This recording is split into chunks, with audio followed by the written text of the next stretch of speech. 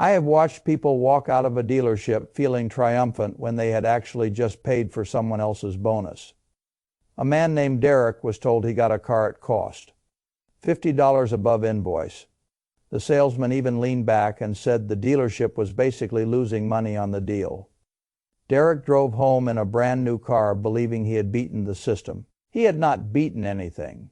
The dealership made thousands on him, and most of that profit was earned after Derek thought the negotiation was already over. A week later, Derek's neighbor Travis saw the exact same car in the driveway and loved it. The next weekend, he went to the exact same dealership for the exact same model. Travis paid about $2,400 more than Derek, same month. Same store, same vehicle. The difference was not the car. The difference was what each man told the dealership at the beginning. That is what I want to explain to you today, because most people still think the battle is fought on the sales floor. It is not. The sales floor is theater. The real machinery sits underneath the visible transaction, and the most expensive mistake many buyers make is believing cash gives them power in a business where financing is the product. If I were buying my next car and I wanted to protect my money, I would not start with sticker price. I would start by understanding the invisible profit layers built into every deal. Because once you understand how the machine actually gets paid, you stop negotiating like a customer and start thinking like an owner. Derek believed he was informed. In one sense, he pulled up consumer reports. He found the manufacturer's invoice price. He walked into the dealership knowing more than the average buyer. The car had a sticker price of $32,250. The invoice showed $29,900. Derek negotiated for more than an hour and got the price down to $29,950, just $50 above invoice on the surface. That looks brilliant. If the invoice were the dealership's real cost, Derek would have won. But invoice is not real cost. That is the first thing I would want you to understand. The invoice is only the number the dealership allows you to think is important. Behind that number are financial arrangements between the manufacturer and the dealership that never appear on the sheet the customer sees. The first hidden payment is dealer holdback. After the sale, the manufacturer sends money back to the dealership, often 2 to 3% of the sticker price. On a car priced at $32,250, that can easily be $645 to $967. Derek thought the dealership made $50. Holdback alone turned that into something much larger. Then you have dealer cash incentives. If the manufacturer has too much inventory of a specific model, it quietly pays dealerships to move that car. The customer does not see that money. The car report does not show it. The buyer is negotiating against a number that is already lower than he realizes. Then there are volume bonuses, sometimes called stair-step bonuses. These matter more than most buyers understand. A dealership that hits a monthly or quarterly threshold can receive a major payout across a whole group of vehicles. That is why the end of the month feels different. They are not suddenly generous. They are trying to cross a line that unlocks tens of thousands of dollars. There are also regional rebates. If one geographic area is underperforming, the manufacturer can quietly support dealerships there with additional incentives. Again, the buyer never sees it. Then there is floor plan assistance. A dealership usually finances its inventory. The manufacturer helps offset part of that carrying cost. That means the true burden of holding the car is lower than the customer assumes. And then you have back-end performance programs tied to customer satisfaction, brand metrics, service measures, and other incentives that do not show up in the visible selling price, but still help the dealership economics. By this point, a rational buyer might think he has found the answer. He might say, fine, I just need to calculate all those hidden factory payments and negotiate more aggressively. No, that is still not where the real money is. The most profitable room in the dealership is not the lot, and it is not the salesperson's desk. It is the finance office you are escorted into after you believe the negotiation is finished. That little room makes people careless because by then they feel tired, relieved, and eager to leave. They think the hard part is over. In truth, the most profitable part is beginning. I want you to understand something very clearly. The person in that office is not a clerk. He is not there to shuffle papers. He is one of the highest paid salespeople in the building because the office behind the sales floor is where the dealership harvests the profit the front end could not openly take. Public dealership financial statements make this obvious if you know where to look. Large dealership groups publish enough detail to show the pattern. Gross profit on a new car might average a few $1,000s.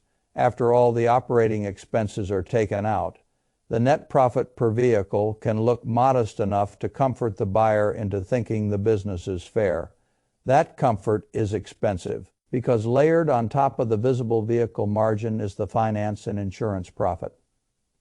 The dealership marks up the loan. The lender may approve the customer at one rate, and the dealership sells the loan at a higher rate. That spread is called reserve. The customer sees a monthly payment. The dealership sees recurring profit. Then comes the extended warranty. This is where fear becomes a sales tool. The presentation is always polished. It is designed to sound responsible, prudent, even protective.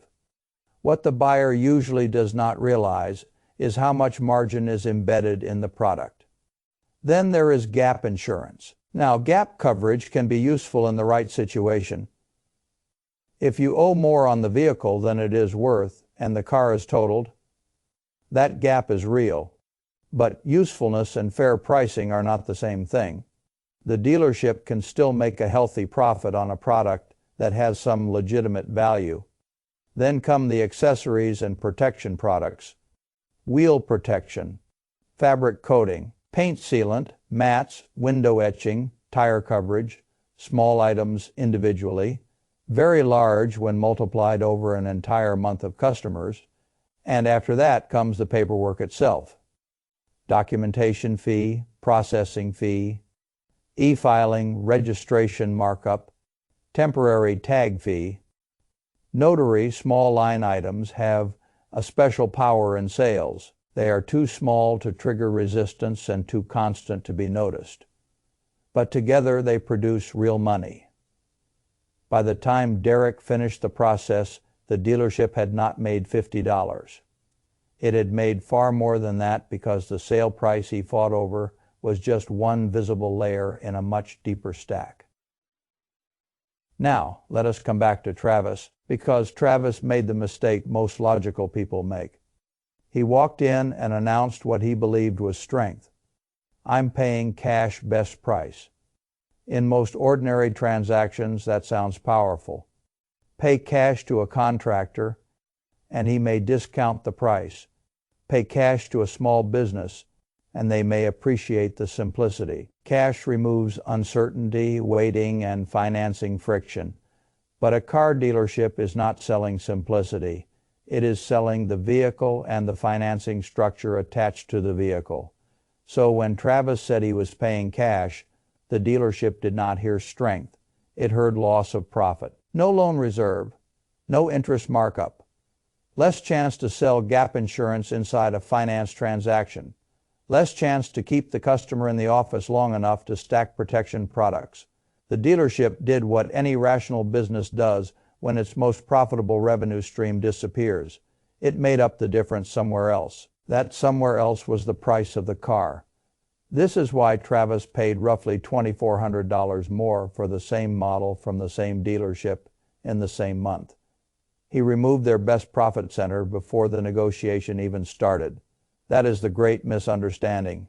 People say cash is king. In a dealership, financing is king. Once you understand that, another question naturally appears. Fine. Then should I lie and pretend to finance? I would not frame it as lying. I would frame it as refusing to volunteer information that weakens my bargaining position before I understand the structure of the deal. Dealerships already understand this game, which is why they test for it constantly. The first test often happens before you speak seriously with anyone a clipboard, a digital form, a check. In screen, it asks whether you plan to pay cash, finance, or trade in a vehicle.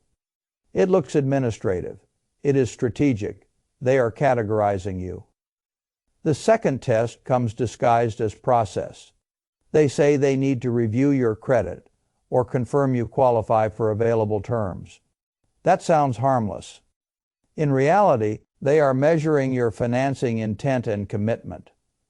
The third test happens when they begin preparing a loan application or gathering financing details before you have fully entered the final paperwork stage. By then, many buyers have confirmed their status several times without ever realizing that each confirmation changed the dealership's pricing behavior. So what would I actually do? I would walk in as a financing buyer. I would not bring up paying cash at the start. I would not announce that I have the funds to buy the car outright. I would protect my classification, because in that building your classification affects your price more than your confidence does. Then I would ask one useful question early. What is the loan origination fee? That question matters because if there is no origination fee and no prepayment penalty, then I can use the financing channel to secure the lower negotiated price and then eliminate the debt immediately after the purchase. That is the strategy most buyers miss. You negotiate as the buyer they want.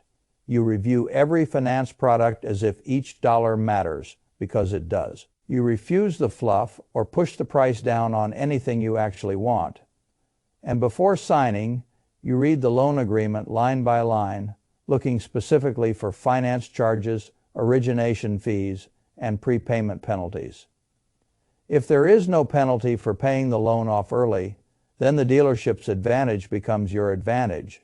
They price the car assuming they would make money through the financing relationship. You take the better front-end deal, then you pay the loan off before meaningful interest accrues. That is not trickery. That is simply understanding incentives better than the person across the desk expects you to. Now I want to slow down here and say something grown up, because too many people hear a tactic and then use it mechanically without judgment. The goal is not to play games for the sake of games. The goal is to understand where the money is flowing and refuse to be the person funding profit layers you never intended to buy. If the financing contract includes a real origination fee, you calculate the cost.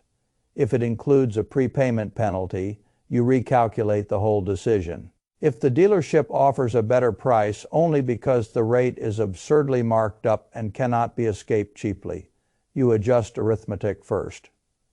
Emotion never. And I would remember this principle the entire time. The visible negotiation is rarely the real negotiation. That principle applies far beyond cars. By the way, it applies in banking, it applies in insurance, it applies in housing. Whenever one part of the transaction is advertised loudly, I assume the real economics are somewhere else. In the car business, they are somewhere else on purpose. The sales floor exists to occupy your attention. The finance office exists to monetize your fatigue. That is why so many intelligent people still lose. They spend all their energy fighting for $500 on the vehicle and then casually sign away $2,000 or $3,000 in the back room because they are tired, rushed, and emotionally ready to be done. If I had to reduce the whole lesson to one line, it would be this: do not pay cash for your next car until you understand whether cash is removing your leverage instead of increasing it.